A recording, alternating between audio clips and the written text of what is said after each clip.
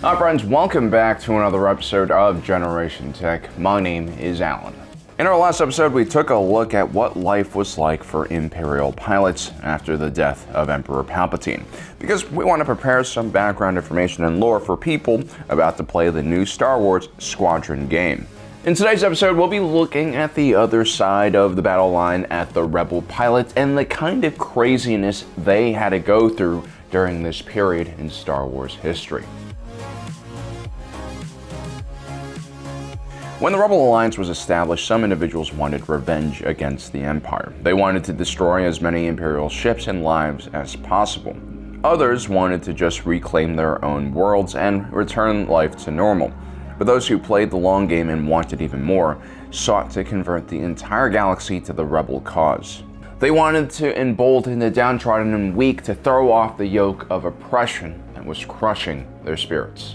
When the Rebels destroyed the second Death Star and killed the Emperor, the Galactic Empire began collapsing all around the galaxy, causing millions of beings to enlist to the Rebel Alliance. By this point, the Rebel Alliance had grown way too large to be called a rebellion anymore, which is why Mon Mothma issues the Declaration of the New Republic.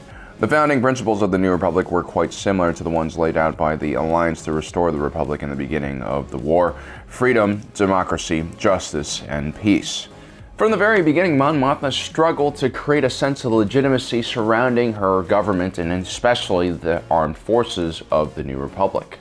The soldiers and pilots that made up the core of the rebellion had volunteered during much more uncertain times, and so they were used to a much more relaxed and lenient military service.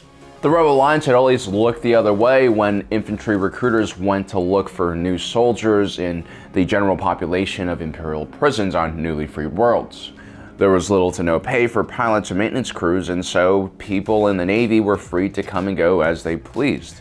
And there were hardly any limits to what a volunteer could do on their off hours, whether it was visiting a spice den or a brothel. So not all rebels were clean-cut heroes like Luke, Leia, and Obi-Wan. Even the rebels we see at the temple on Yavin 4 and Echo Base Hoth aren't representative of the larger rebellion. These were actually just headquarter units and therefore much better equipped and disciplined compared to the units actually fighting in the field. The individuals fighting on the front lines were more like Saw's partisans, hardened individuals who had been living on the fringes of society before the war even began. These were individuals who thrived in chaos and a lack of law and security, but also individuals who would find it hard to rejoin society when it was brought back by the politicians and leaders who would no longer need them. And so now the main thing going on within the New Republic for everyone involved was this transition from a small little ragtag force to a legitimate ruler of the galaxy. And Mon Mothma was sort of at the center of it all. Overnight, the New Republic started adding infrastructure and logistical support you would see in a normal military force. Uniforms became more standardized, discipline and rules were more frequently enforced. And so the rebels were beginning to figure out how to act like soldiers and pilots in a legitimate military force. And Mon Mothma was beginning to ask herself if they were just replacing one dictatorship with another military dictatorship. Since the destruction of Alderaan, Imperial defectors have been slowly trickling to the rebellion. Not everyone in the Empire was fanatical. There were plenty of normal people who were turned off by Palpatine's proclivity for wanton destruction and torture.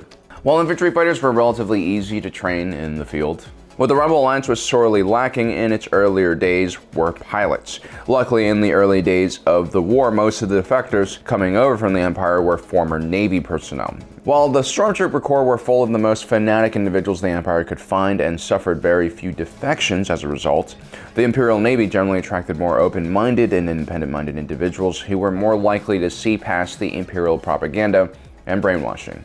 Pilots also had access to ships, which of course made it easier to escape. In the beginning of the war, when the Rebel Alliance was really not doing well, Imperial defectors were usually welcomed with open arms. The risk that these individuals took was great and often very appreciated.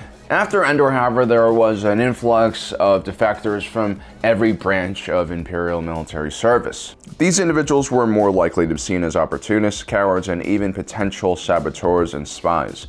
Mon Mothma was a lenient leader and had a more open policy when it came to accepting former Imperials in their ranks. But the New Republic lacked the personnel and experience to screen all of these new defectors and prisoners. It also didn't help that small groups of stormtroopers would infiltrate groups of surrendered Imperials and then carry out heinous terrorist attacks to make the process even more confusing. But then there were also Imperial individuals that were way too skilled to turn away. Former commanders, special forces soldiers, or individuals with knowledge about a particular unit that was causing way too much damage to the New Republic's efforts of restoring stability. These Imperial defectors had to be trusted by the New Republic military personnel that they served with, and this was a very difficult process for everyone involved. Even if an Imperial defector was dedicated to the rebel cause, it was still tough for them to go out and shoot and kill former colleagues in battle. In the beginning of the war, the Alliance to restore the Republic was more of a loose coalition of different rebel factions, all fighting their own separate war against the Empire. This meant that most rebels were fighting close to home and trying to liberate family and friends. It was a personal fight, one that was easier for the rebellion to fight, and winning was simple. They just had to survive and make life inconvenient enough for the Empire to make them reconsider occupying their planet. After the Battle of Endor, the rebellion and the Empire's roles were flipped around. The New Republic was now absorbing massive amounts of territory on a daily basis. Former rebellion fighters were now stationed hundreds of light years away from home and trying to take the fight to loyal Imperial worlds where locals enjoyed the presence of the Empire and would fight tooth and nail for its survival. It was in these core worlds where the New Republic would witness the most resistance from actual civilians who supported the Empire, and this was very hard for them to process. Oftentimes these battles became stalemates and turned into long sieges, which cost massive amounts of resources and lives on both sides. This once again made Mon Mothma really question the role of her government now that the New Republic military force was essentially fighting against armed civilian insurgents, just as the Empire had done 5 years prior to this. She was also really worried about the rapid militarization of the New Republic military. The New Republic was continuing to expand its Starfleet. New X-Wings, A-Wings, and Y-Wings were rolling off the assembly lines and no longer needed to be assembled by hand in complete secrecy. The New Republic had also commissioned its first capital ship, the Starhawk-class battleship. Built partly of recycled Imperial Star Destroyer parts, the state-of-the-art starship could easily go toe-to-toe with an Imperial ship of the line. Rebel starfighter pilots were also forced to drastically change their tactics. They no longer needed to carry out raids like they did in the old days. Whenever there was a large Imperial group spotted, an even larger New Republic battle group was assembled in response. The New Republic not only had numbers on their side, they also had access to better equipment and even better training now that the Empire was heading in the opposite direction. The main concern for many in the New Republic High Command were Imperial Navy segments that were involved in Operation Cinder, a scorched earth policy that the late Emperor had put into position in case he died. Small units like the 204th Imperial Fighter Wing would carry out attacks against civilian populations and disappear as quickly as they appeared, mimicking the tactics used by early rebel fighters. The New Republic would dedicate massive amounts of resources and create special fighter wings like Alphabet Squadron to chase down these Imperial terrorists. But just as the Empire found out at the Battle of Yavin, it can be incredibly hard to stop a small force of dedicated pilots. So yes, things have completely flipped around. Now these former rebel pilots had to take a crash course in understanding how to defend a massive amount of territory with a limited amount of ships and men.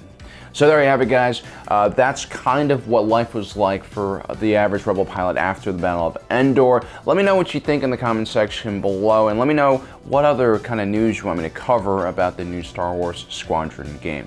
Also, don't forget to subscribe and hit that notification button down below so you don't miss out on the rest of our awesome content. As usual, thanks for joining us today. If you're watching this, you are Generation Tech.